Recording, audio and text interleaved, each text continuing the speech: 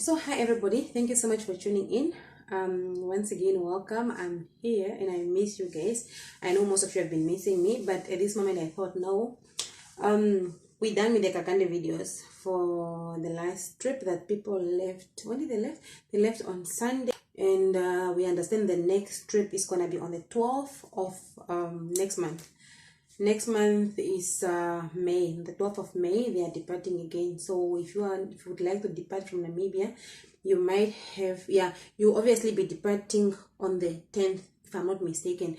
But all shall be discussed. Should you need help on how to travel to the Kakande Ministry church to go visit the prophet Kakande, and you would like to go there in May, so you can as well just send me an email. I'll put the email address here, and then I will get you sorted.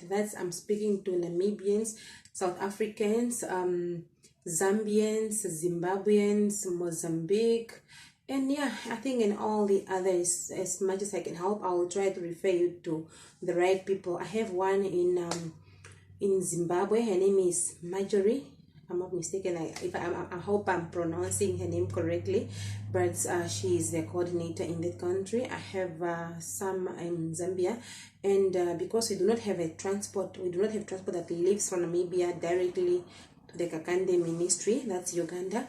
We then send our Namibian people with the Zambian team, and they really do take care of them. And that's it. Otherwise, thank you so much for being so supportive and being present on my channel.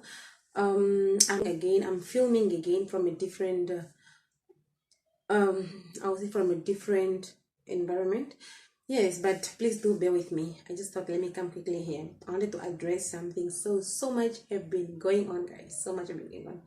So to the point that I just think we need to share ideas, because we all experience things, or we all experience life differently, and through our experiences we learn, and our lessons might also be beneficial to another person. In this time, I mean, first, I'm somebody that every day as I live, I always observe and I learn. So this is my story. What happened is that I was a young leader, man. I was born a leader. I'm a leader by birth, I would say. And then at the very young age of mine, I started doing leadership work. Firstly, it was in the lodge management jobs, and I was the young leader. And I would say, proud to say, I was the youngest leader in the terms of management level in the companies I have worked in, the youngest. Yet, I think the coolest, hey?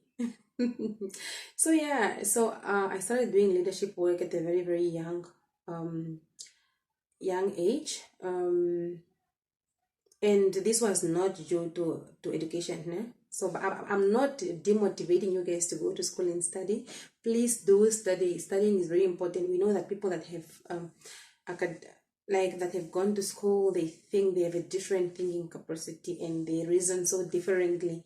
So so I started leading at a very, very young age. I would say at the age of 23, 24, I was already into that positions of leadership, and it was actually a very critical one.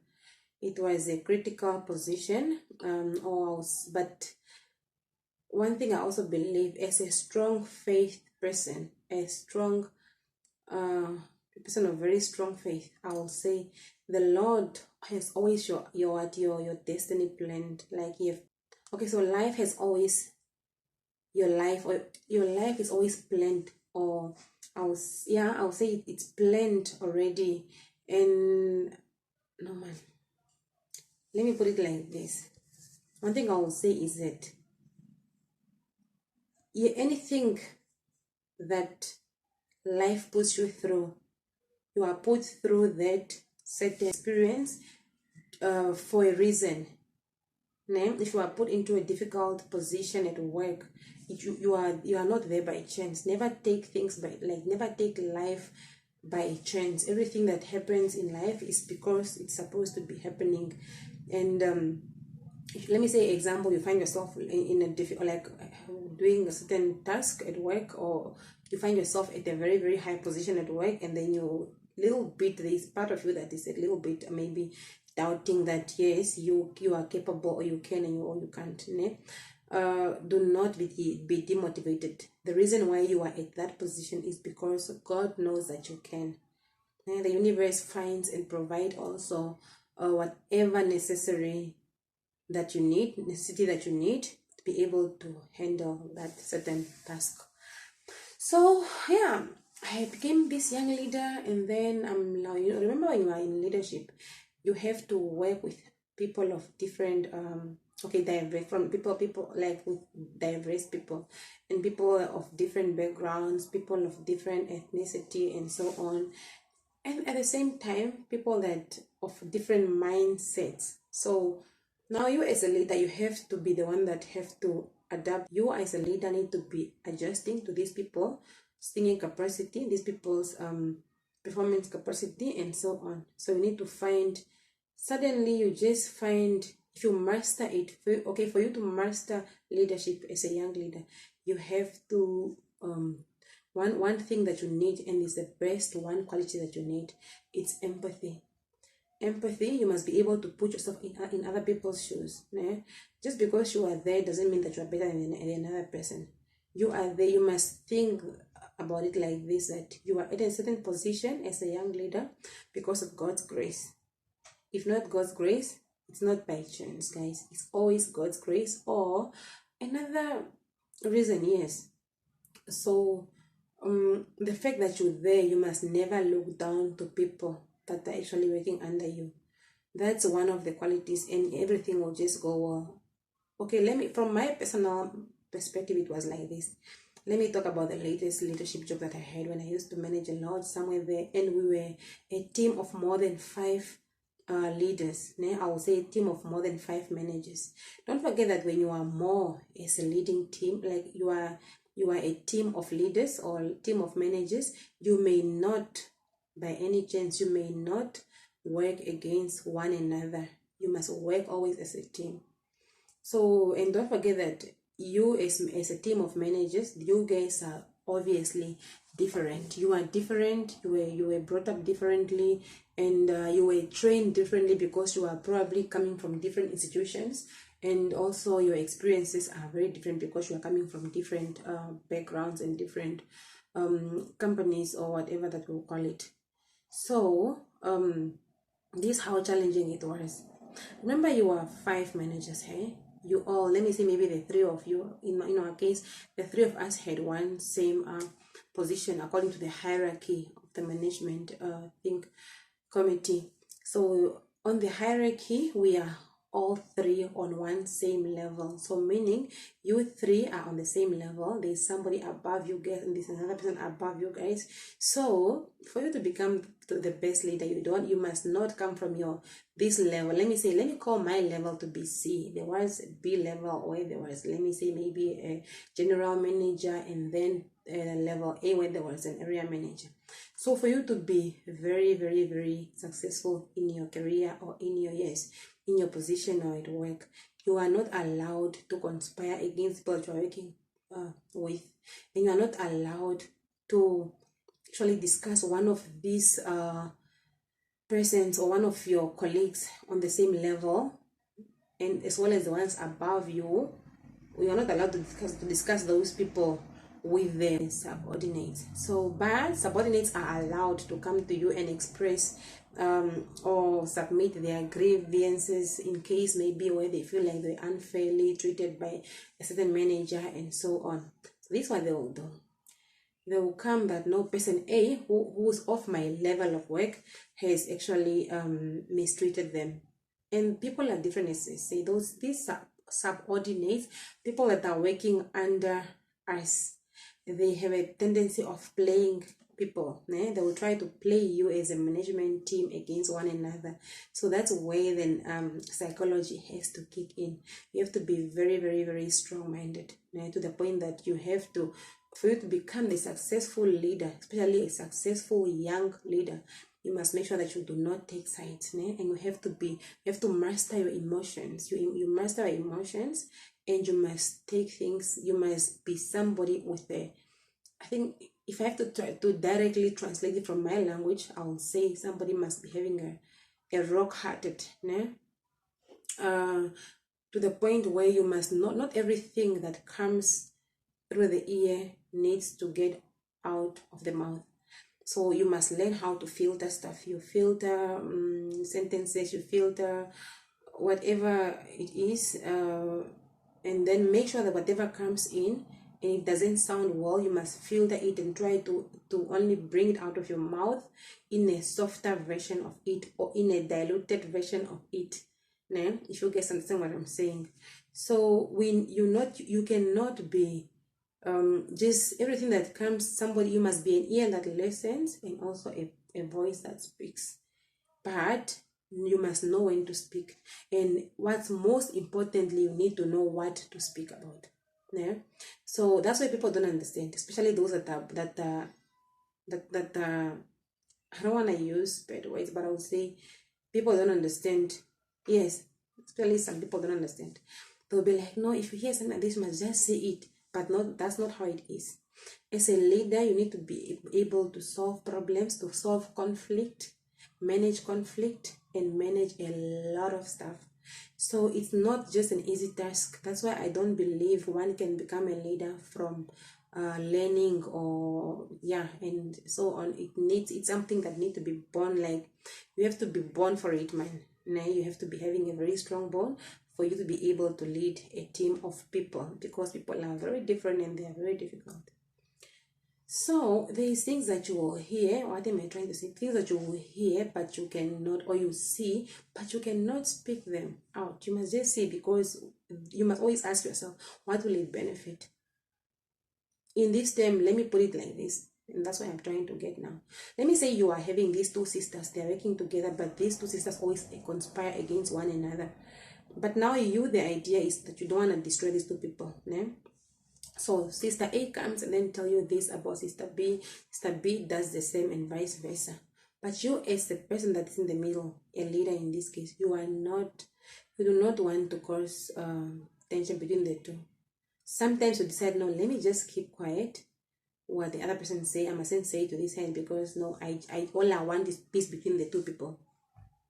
Now this sister A might think that you are probably somehow it wrong, because you find yourself in a situation like this one will come and say, no, sister B said what about you, and this one said, no, sister what said what about you. But you, as a leader, a born leader, a peacekeeper who likes peace and who never want to come between people.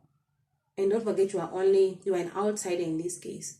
You are just going to accept that and say, no, it's fine. If you say this noise is brought from here to here, let it end in me. I do not want these two people to go ahead and have a fight, have a quarrel. Because why don't they communicate directly as sisters? Why will they communicate through me? And why must I be the one to tell sister B what sister A said about this person? Do you understand me? Or why will I be one to tell sister B about what I said about this person? Or why will I want to say, no, I saw sister B where? Why will I want to play that type of person? Not forgetting that I am just an outsider. Those people are related. They are from the same house. And you assume these two communicates directly before also they come communicating. Or before they come and communicate to you about what happened. So what I'm saying now, I'm making an example of something that happened, but I don't want to also say it like directly, because I'm just trying to teach somebody a lesson. But also I'm somehow thinking that, no, this actually might not be making sense to some people, because there's people that are very, very small-minded, that do not think outside the box. They don't understand. And that's the people that we need to really be careful of. Because there's the very same people who do not think outside the box are people that are, in most cases, they are having insecurities. No matter what you try and stand or what you try and be to them, they will only value that in that moment. But as they move from here to their next step, they forget exactly who you are. and people will always yeah, they'll always, how do I say this, people that always these people that you cannot convince otherwise. They let their minds and their hearts, small hearts, convince them otherwise of mostly, and they let their minds or anything feed them in a negative way. That's what they mostly do, and they don't understand what it means to be somebody that just likes peace. They don't understand what it means to be a leader, because one thing that people don't understand is, imagine now, let me go back to the working to the working culture, or to the working environment. Then okay, this subordinate will come to me and talk and try to conspire against this person that I work with, a fellow manager, and then what I will do, I will just listen.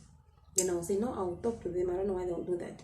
The biggest mistake that I will ever do, and I learn, and I think it can also be useful to you, is that never call your fellow manager who's in the same position as you, or your upper manager, and try to confront them in front of the subordinate, because these people, don't forget about their thinking capacity.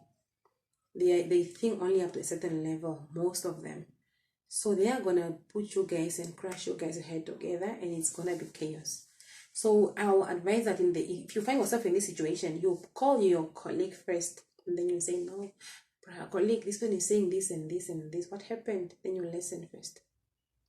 And then you can rather now call the other person in, and then you just say, no, this is what happened, and then this is the solution. Because it won't help you trying to find out if person A is wrong, person B is wrong, because obviously they did what they did, maybe unknowingly. Sometimes they did it, maybe they behaved in a certain way because they were angry. Maybe they were made angry by this person, and then they tried to retaliate, and then that's what caused what happened at that moment.